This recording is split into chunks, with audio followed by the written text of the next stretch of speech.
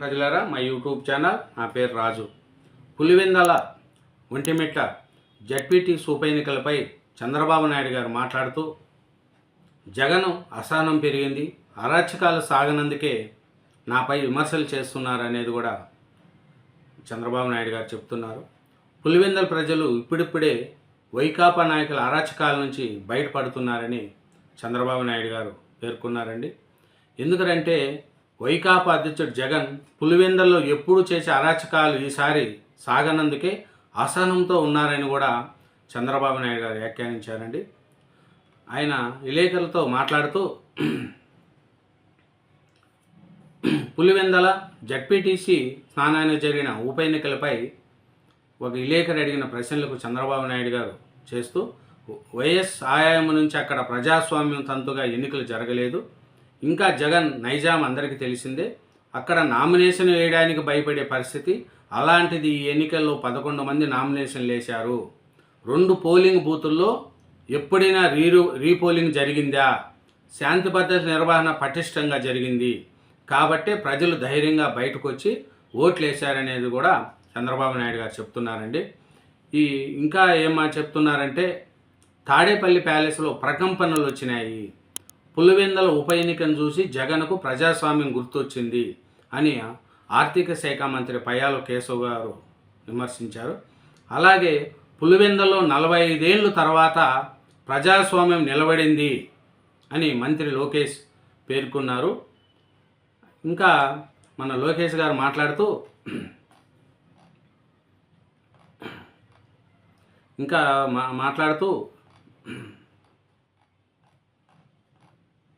ప్రజాస్వామ్యం అంటే మన జరిగిన ఎలక్షన్లేనని కూడా చేయాలి. దీని మీద మన చంద్రబాబు నాయుడు గారు మాట్లాడి, జడ్పీటీసీ ఉప ఎన్నికల్లో జగనం ఈ అసహనం పెరిగింది.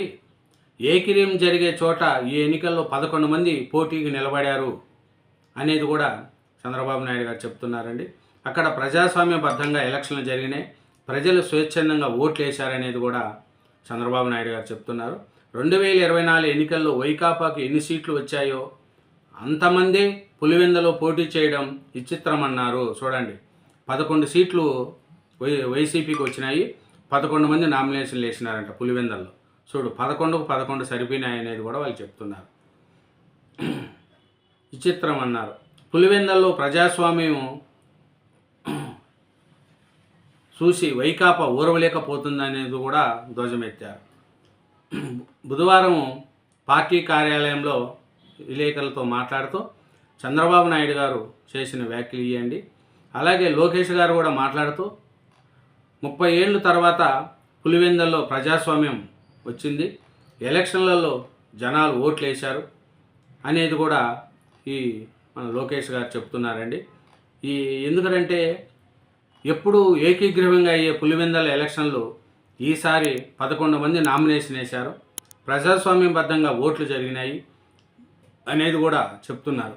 కానీ జగన్మోహన్ రెడ్డి గారు ఏం చెప్తున్నారంటే, పులివెందల ఒంటిమిట్ట ఉప ఎన్నికలను రద్దు చేయాలి, కేంద్ర బలగాలతో ఎలక్షన్లు జరపాలి అనేది కూడా చెప్తున్నారండి.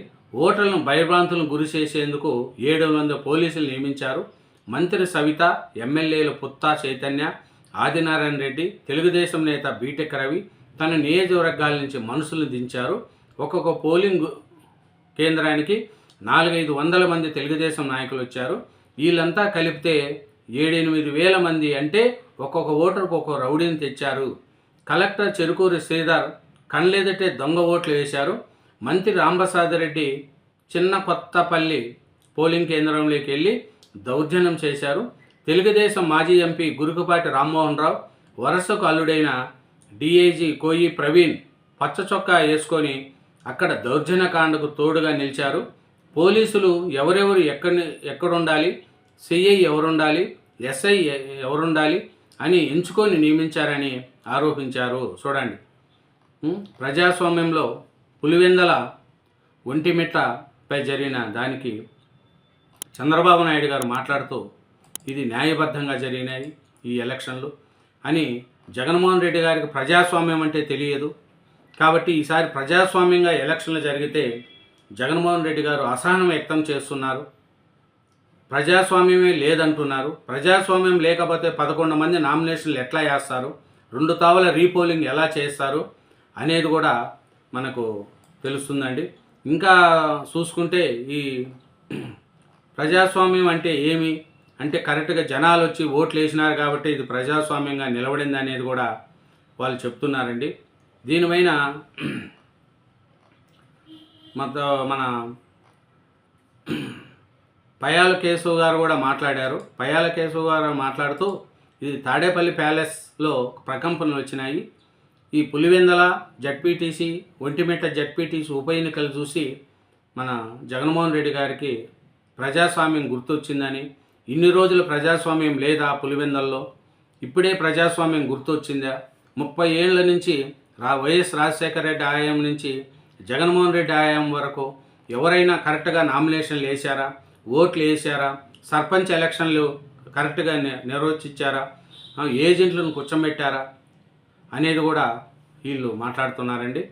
మళ్ళీ ఇప్పుడు మేము అన్ని విధాల నామినేషన్లు వేయించి 11 నామినేషన్లు వేయించారు.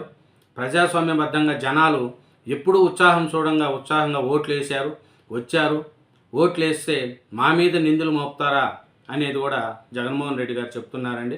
ఇంకా లోకేష్ గారు మాట్లాడుతూ ప్రజాస్వామ్యం నిలబడింది, పులివెందల్లో 45 ఏళ్ళ తర్వాత ప్రజాస్వామ్యం నిలబడిందని మంత్రి లోకేష్ పేర్కొన్నారండి. ఎప్పుడూ బలవంతపు ఓట్లు వేసుకునే వాళ్ళు ఈసారి ప్రజలు ఉత్సాహంగా వచ్చి ఓట్లు వేశారు. ఉదయం మనం చేయంగానే 84% వరకు 80% పైబడి ఓట్ల శాతం పెరిగిందంటే ప్రజల్లో ఎంత ఉత్సాహం ఉందో చూశారు. ఈసారి పులివెందల్లో ఓట్ల స్వాతంత్రం వచ్చింది, ప్రజాస్వామ్యం నిలబడింది కాబట్టే జనాలు కరెక్ట్గా వచ్చి ఓట్లు వేశారు అనేది కూడా వీళ్ళు చెప్తున్నారు.